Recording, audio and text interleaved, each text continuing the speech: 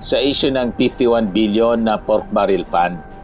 Binuhos po sa Davao noong panahon ni Digong, 51 billion ni Pulong mga kababayan. Pero yung Davao binabaha. Pero sa distrito mga kababayan ni Martin Romualdez, mula sa pagiging ground zero ng makasaysayang malagim na Bagyong Yolanda, ang unang distrito po ng Leyte, yung Tacloban kasama rito, sa ilalim po ni Martin Romualdez ay bumangon yung distrito ni Pulong. So ang paggastos ay nagdidikta mga kababayan na kung may 51.8 billion ka pero lubog pa rin sa baha, yung lugar malamang may malaking krimen na nangyari mga kababayan at anomalya. So, nagbabagang mga balita at pagtalakay sa mga isyu ng lipunan. Bulsa! Opinyon, banat at paglalantad sa katotohanan. Bulsa! What you see is what you get. You decide. po mga kababayan, si Dante Maravillas. So pag-usapan po natin ang parang pagbulag-bulagan po ng Office of the Ombudsman sa issue ng 51 billion na pork barrel fund. Binuhos po sa Davao noong panahon ni Digong, 51 billion ni Pulong mga kababayan. Pero yung Davao binabaha. Pero sa distrito mga kababayan ni Martin Romualdez, wala man pong ghost projects, walang substandard. Pero tutok na tutok yung ombudsman po sa investigasyon kay Martin Romualdez. Kaya minsan, nagtatanong na po yung ating mga kababayan para alatado na masyado yung ginagawa po ng ombudsman ngayon. Para niyang hindi manustisya yung habol, kundi demolisyon. Yung mga testigo po laban kay Martin Romualdez nagsipagtumbling na. Pero yun pa rin ang tinututukan, mga kababayan. Pero wala pa, never pa na nagsimula. Nasilipin man lamang po yung Davao City. So yun ang tanong ngayon mga kababayan, paano nagagawa ng ombudsman na magbulag-bulagan at pikit matang baliwalain po ang 51.8 billion na pondo sa distrito po ni Pulong Duterte sa Davao City na hindi may paliwanag kung nasaan dahil hanggang ngayon lulubog pa rin sa baha.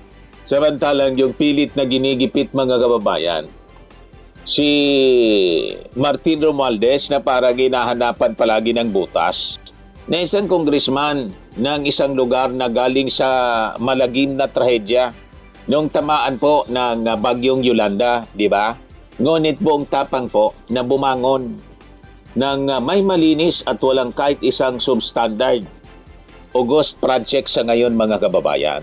So yung 51.8 billion na Davao insertion po, official nang kinonfirma mismo ito ni dating Undersecretary ni yung maong DPWH Undersecretary Catalina Cabral sa pagdinig po na Kongreso kung saan ang sabi po ni Cabral, ang first district ng Davao sa ilalim po ni Pulong ay tumanggap ng dambuhalang pondo 51.8 billion para sa mga flood control at saka mga infrastructure projects mula 2020 daw hanggang 2022.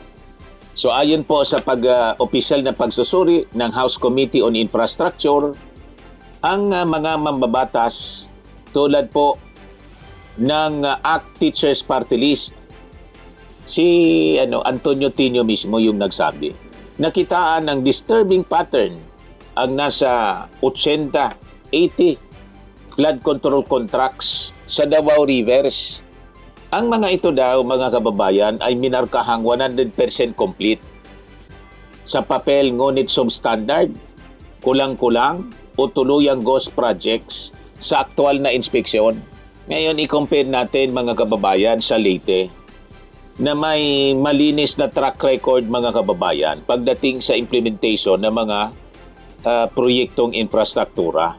Mula sa pagiging ground zero ng makasaysayang malagim na Bagyong Yolanda, ang unang distrito po ng Leyte, yung Tacloban kasama rito, sa ilalim po ni Martin Romualdez ay bumangon ng maayos.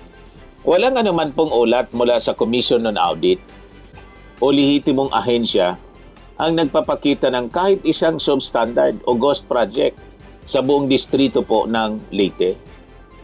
Lahat ng infrastruktura dito ay nakatayo, matibay at saka operational, napapakinabangan. Ngayon, si Martin Romualdez ay sentro ng gawa-gawa na mga paratang mga kababayan, fabricated accusations, na this time, unti-unti na pong kumukulaps. So ang mga gawa-gawang paratang laban kay Romualdez ay tuluyan na pong gumuho sa mata ng publiko.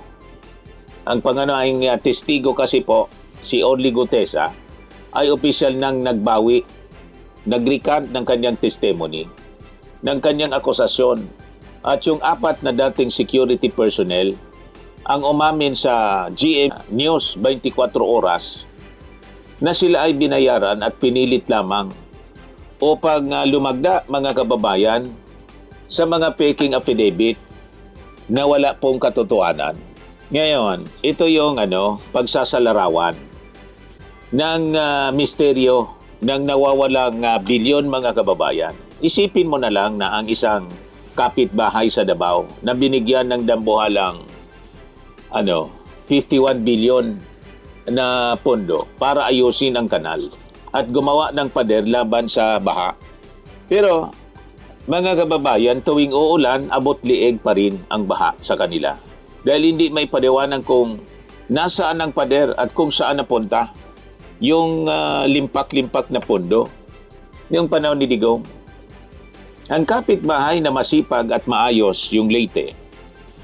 Sa kabilang banda, mga kababayan, si Speaker Martin Romualdez ay parang isang kapitbahay na nasalanta na ng bagyo, nagsumikap mga kababayan. Nagpatayo ng mga matitibay na bahay at kalsada na nakikita at napapakinabangan ng lahat ng mga mamamayan nang walang nakaw na simento, mga kababayan. So ang nakapagtataka at nakakagalit sa ordinaryong tao, imbes na hulihin ang kapitbahay mga kababayan na may nawawalang 51 billion na pondo, ang pilit na pinag-iinitan at tinaharas at pinakakasuhan mga kababayan ay yung kapitbahay na may malinis na bakuran at maayos na mga proyekto. Di ba mga kababayan, nakakalungkot ang ganitong kaganapan ngayon? So nasaan yung logic mga kababayan dito sa issue ng flood control? Kung ang tunay na motibo, mga kababayan, ng Office of the Ombudsman ay hanapin ang flood control corruption sa ating bansa, ang unang dapat na takbuhin ng investigasyon ay ang Davao City. Tama po, yung distrito ni Pulong. So ang paggastos ay nagdidikta, mga kababayan, na kung may 51.8 bilyon ka pero lubog pa rin sa baha, yung lugar, malamang may malaking krimen na nangyari, mga kababayan, at anomalya. So, ang tanong ngayon, paano ka mag-imbestiga ng ghost project sa Tacloban kung wala namang multong proyekto? Lahat ng proyekto po sa Leyte ay buhay, nakatayo at konkreto. So, ito pong kawalan ng anumang substandard na gawa sa distrito ni Martin Romualdez ang pinakamalaking patunay na walang tinatago po ang dating speaker. So, ito yung obvious na smoke screen, mga kababayan. Ang pag-imbento ng issue laban kay Martin Romualdez ay isang despiradong panlilinlang upang ilihis ang galit at pansin, mga kababayan, ng publiko sa bilyon-bilyong pisong flood control scandal na kinakaharap po ng pamilya Duterte sa mismong lugar nila sa Davao City. Kaya hindi mo masisisi, tingin po ng marami masyado ng bias yung ombudsman. Kaya po yung legal team ni Martin Romualdez ay naghain na ng formal na motion para sa inhibition po, pag-atras ng Office of the Ombudsman. Ang mga pahayag sa publiko na nagbabansag agad kay Martin Romualdez bilang sangkot bago pa man matapos ang pagsisiyasat ay isang malinaw na prejudgment at tahasang paglabag, mga kababayan, sa due process. mayroon tayo na tinatawag mga kababayan na constitutional presumption of innocence. Sinasabi ito sa Article 3, Section 14 ng ating saligang batas. Nang bawat mamamayan ay tinuturing na walang sala hanggat walang pinal na hatol ng korte. Ngayon, ang paggamit sa media upang sirain mga kababayan itong reputasyon ni Martin Romualdez nang walang matibay na ebidensya ay isang seryosong pag-abuso po sa kapangyarihan. Kita naman po natin yung mga recanted testimonies. Sa ilalim po ng rules of court, ang mga affidavit po na napatunayang nakuha sa pamamagitan ng pananakot, pamamwersa o pagbabayad. Lalo't na formal ng binawi ng mga testigo ay tinuturing pong inadmissible o walang legal na silbi at hindi na po maaaring gawing basihan para sa kasong plunder o graft. Lalabas niyan mga kababayan ay grave abuse of discretion by a selective prosecution. So ang pikit matang pagbaliwala mga kababayan sa 51.8 billion pesos na issue sa Davao habang pilit na nag-iimbento ng investigasyon mga kababayan sa Tacloban na walang basihan ay isang halimbawa ng tinatawag na selective prosecution. So ang ganitong gawain ay labag sa mandato ng Republic Act 6770 o ng Ombudsman Act mismo na nag-aatas ng patas, walang kinikilingan at may integridad na pagpapatupad ng ating batas. So ang tanong ngayon, yung 51 billion sa Davao ang hindi maipaliwanag. Bakit ang malinis at bumangong Leyte ang pinag-initan ngayon? Kaya ngayon mga kababayan, nakatutok ang paningin ng publiko sa mga galawan sa Office of the Ombudsman. Sperming and lifting cream, pinapahid po sa mga pulses in affected area. Mainam po sa paninigas ng mga kasukasuan. Ito naman po, Automax Radiant Serum. Sa mukha naman yung application, anti-aging po siya. You will look 10 years younger than your age. Sa mga cancer patients naman po, baka lang gusto ninyo itong itry. Neng siya red mixed fruit drink. Hindi mo po siya gamot, food supplement siya. Kaya lang, gawa siya mga kababayan sa goji berry. Yung goji berry may anti-cancer properties.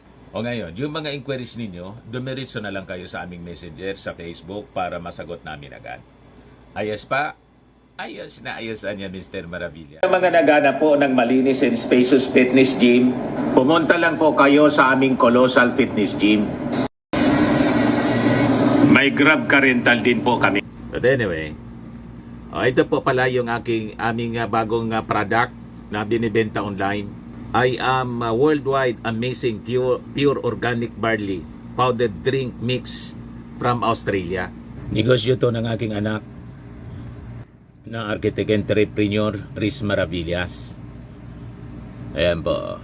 Kontakin na lang po ninyo siya, Riz Maravillas on Facebook. Ang mga health benefits niya, boost immunity, improves digestion, enhance energy levels, packed with antioxidants, prevent cancer.